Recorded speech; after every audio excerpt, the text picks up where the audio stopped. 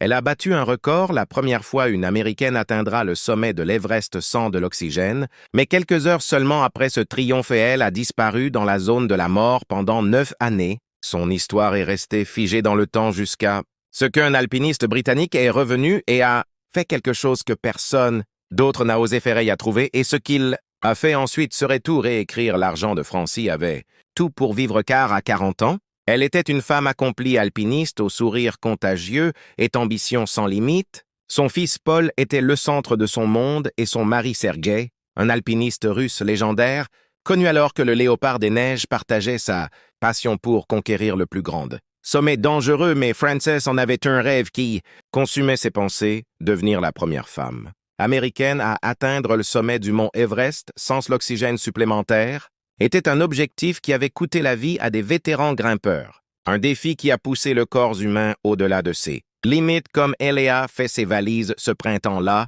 Francesa écrit une simple note à Paul en y joignant un quart de son voyage dans l'Himalaya. Paul, nous sommes au camp de base, tu me manques et je t'aime, maman. Elle n'aurait pas pu imaginer que 9 ans plus tard, un alpiniste britannique prendrait une décision qui changerait tout sur son histoire. La décision 17 mai 1998.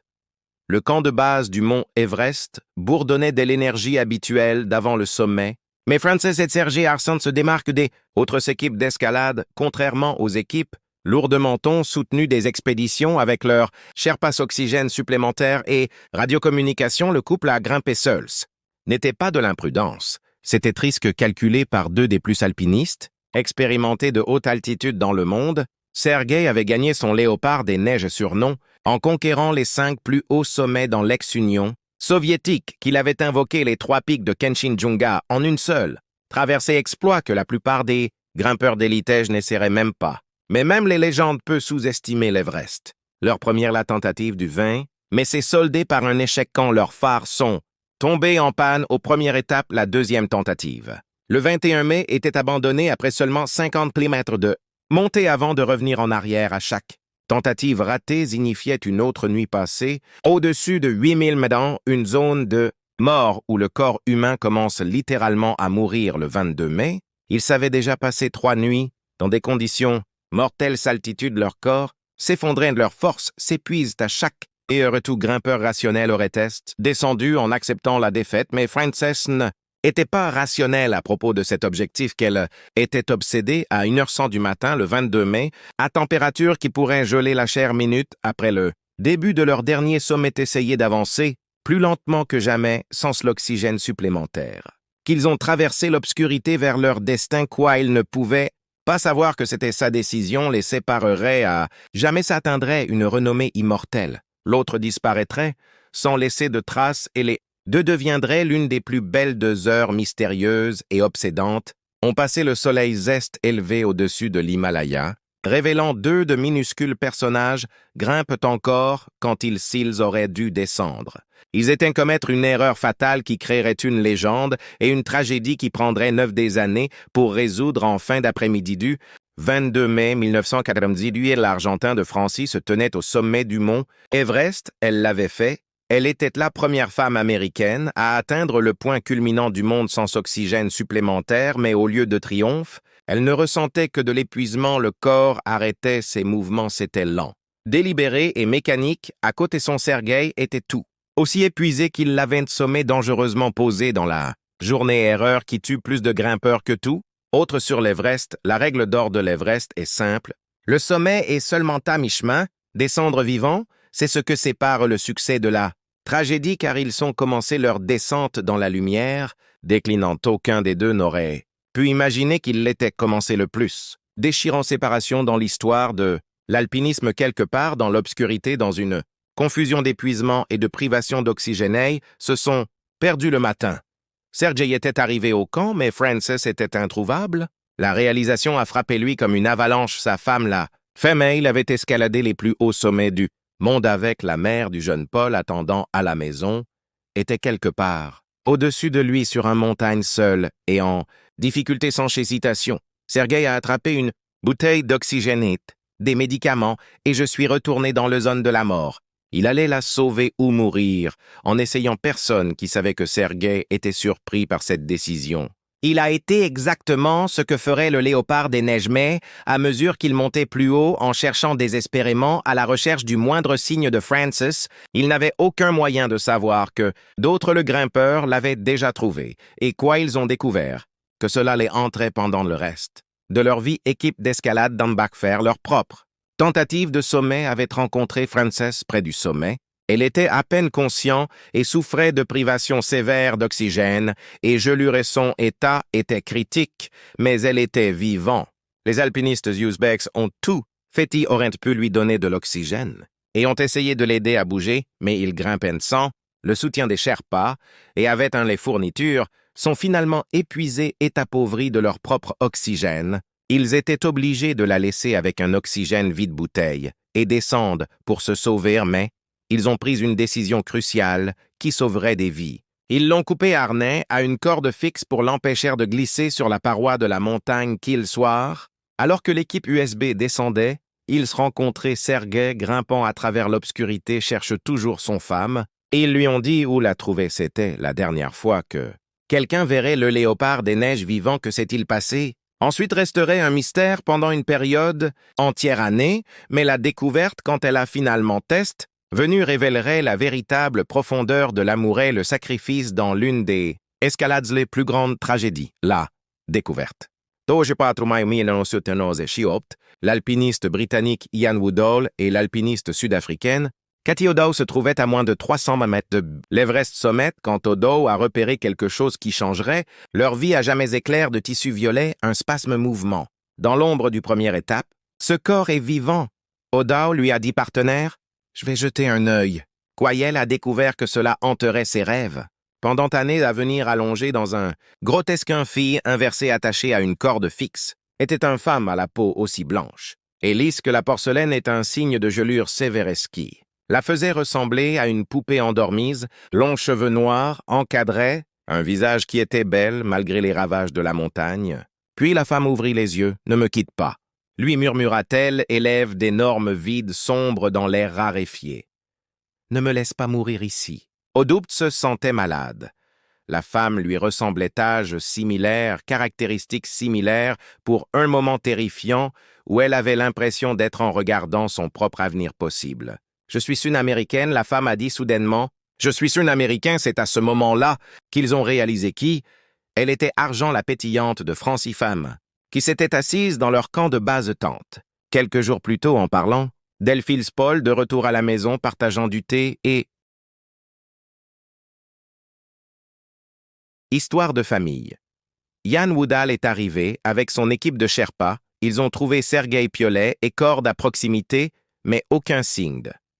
L'alpiniste russe, l'oxygène vide la bouteille que l'équipe USB avait laissée était à côté laisse. Gants en duvet de Francie est un signe dispersé à proximité d'hypothermie et lui avait fait sentir dangereusement chaud l'obligeant à retirer sa protection vêtements pendant plus d'une heure.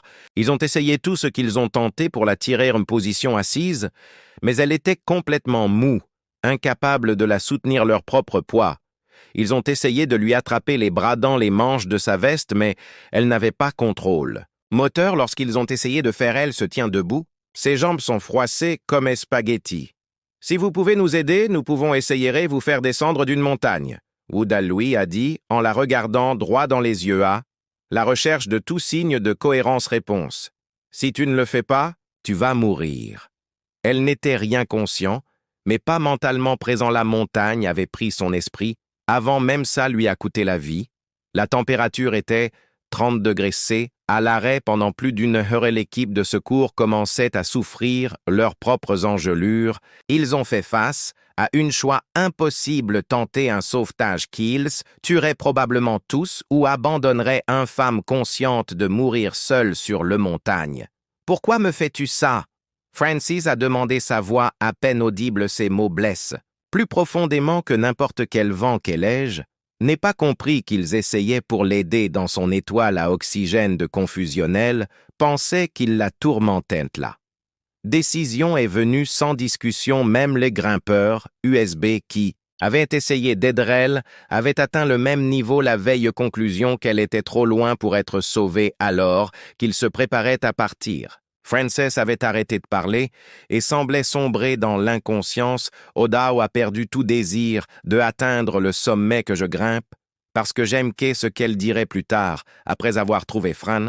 Il n'y avait aucun moyen d'atteindre. Le sommet aurait pu me faire plaisir. Ils sont partis seuls et toujours accrochés au guider la corde. Respirer encore, c'était le dernier fois où elle serait vue vivante. Mais là, le mystère de ce qui est arrivé à Sergei était juste le début, et l'histoire de Frances elle-même était loin d'être terminée. Le mystère Francis Argent est mort seul, le 24 mai 1998, toujours attaché à cette corde de guidage sur le mont Everest. La femme qui avait réalisé son rêve ultime en devenant la première femme américaine à atteindre le sommet de l'Everest sans oxygène avait payé le prix fort prix. Mais qu'est-il arrivé à Sergei Est, resté un mystère obsédant la dernière l'observation, confirmé a eu lieu lorsque Lucius Beckless grimpeurs l'ont rencontré en train de grimper à travers l'obscurité du 23 mai transportant de l'oxygène et des médicaments pour sauver son femme. Après cela, le léopard des neiges simplement disparu. Dans l'air raréfié de la mort zone, s'il avait atteint Frances, sa glace des sacs et une corde trouvée à côté d'Eleille, a suggéré qu'il l'avait fait. Mais où était son corps? Comment était-il mort? Les questions tourmentaient tous, ceux qui connaissaient en leur histoire. À la maison dans le Colorado, Paul DeStefano, 10 ans, j'attendais des nouvelles qui ne viendraient jamais. La dernière lettre de sa mère avec son message joyeux et carte dessinée à la Méneste, devenu un rappel déchirant de des rêves qui se sont transformés en cauchemars, mais sur l'histoire d'Everest.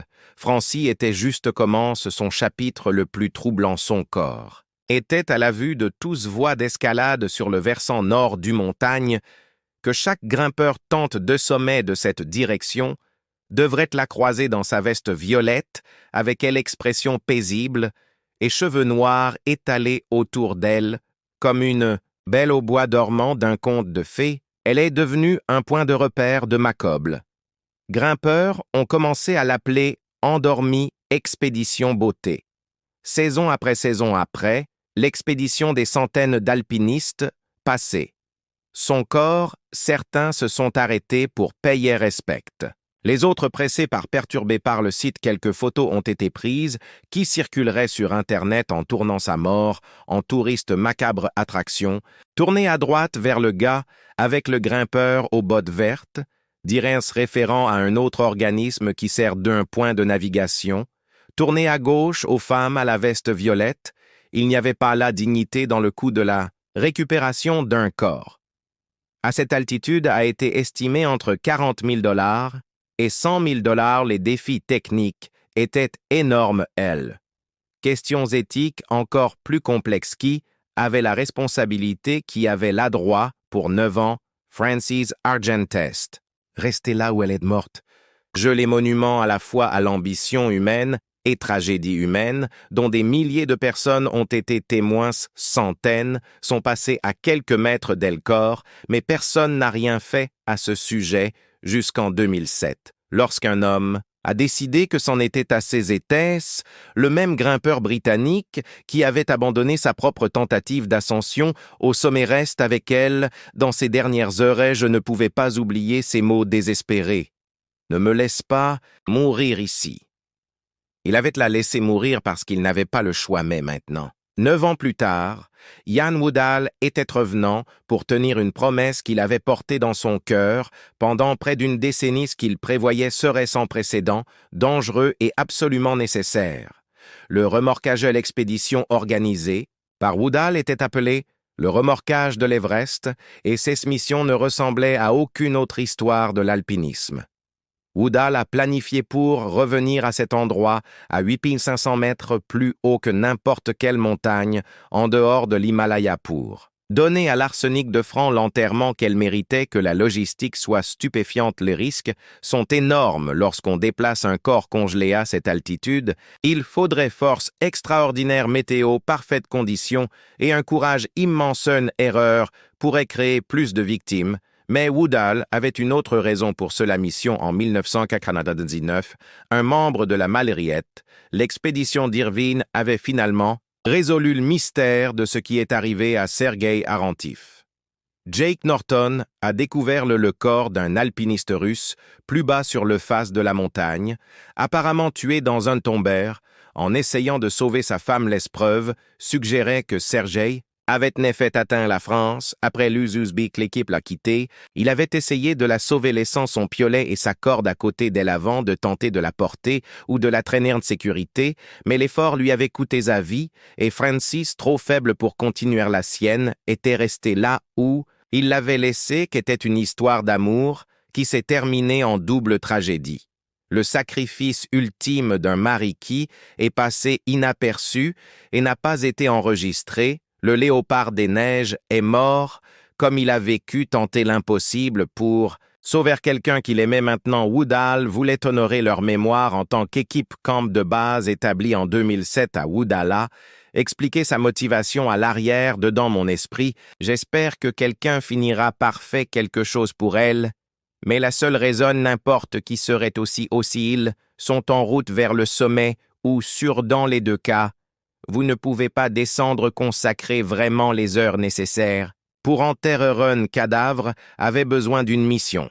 Dédiée qu'était cette mission que le clerc localisait-il, faudrait des jours pour la déplacer. Le corps serait épuisant, en altitude où chaque respiration est une lutte, et la fenêtre météo.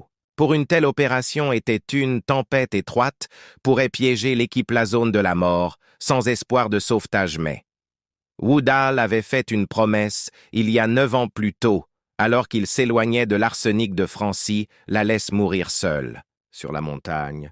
Il avait juré qu'un jour, d'une manière ou d'une autre, il reviendrait pour donner sa dignité, et sa mort ce jour-là avait enfin arrivé le 23 mai 2007, exactement 9